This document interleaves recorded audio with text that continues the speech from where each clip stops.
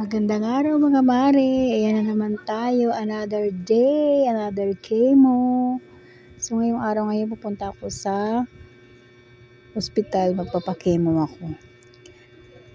At nakikisakay ako kina Dolike. Thank you kay Mabel at kay Dolike. Yes, hanggang sa uulitin. Maraming salamat. Tagi ako nakikisakay sa inyo.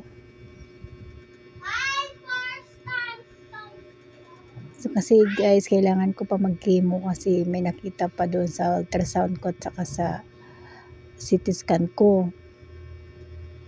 Mayroon pa siyang kulani. So kailangan pa natin dagdagan yung ating chemo. Another 3 cycle na ating chemo. Sana guys, malampasan ko to. Sa totoo lang, pumuputok talaga yung mga ugat ko pag na-inject ako.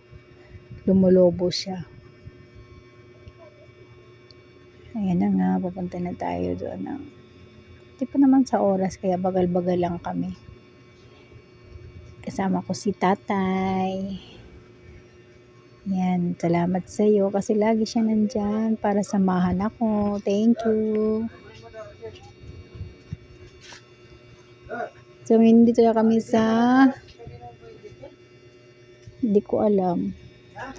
At ito na nga, pupunta na tayo sa second floor tayo Maaga pa naman. Siguro mga tatawagan naman ako niyan, mga na, 10 na. Mag-umpisa niyan yung chemo ko 12 p.m. So, let's go lang guys. Laban-laban. Kahit na nahirapan ako huminga dyan, di ko lang alam kung makikemo ako. Ayan guys, thank you. Kay Dolike. Inulit ko na naman. Ayan. Siksikan dyan, ang daming tao. Diba? Sa dami ng tao sa haba yan, nandun ako sa dulo. First time ko voice over ngayon. Hindi ko alam kung anong pinagsasabi ko nito.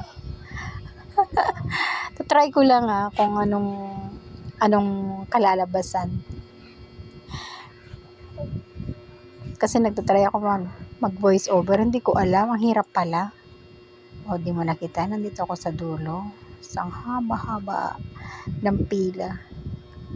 Kasi nandito na ako sa chemotherapy. Yan. Video lang dyan ng modra. Pagpasensyahan nyo na guys dyan kung ano yung pinagsasabi ko kasi first time ko, hindi ko pa alam yan. At siya yan, nagnakaw ako ng video. Bawal kasi dyan mag-video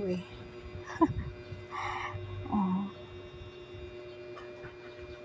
Nandito ako sa 3rd floor. Natakot ako dyan kasi salamin yung gilid ko. Inisip ko baka mahulog ako. Diba? Ang dami kong imagination. Thank you.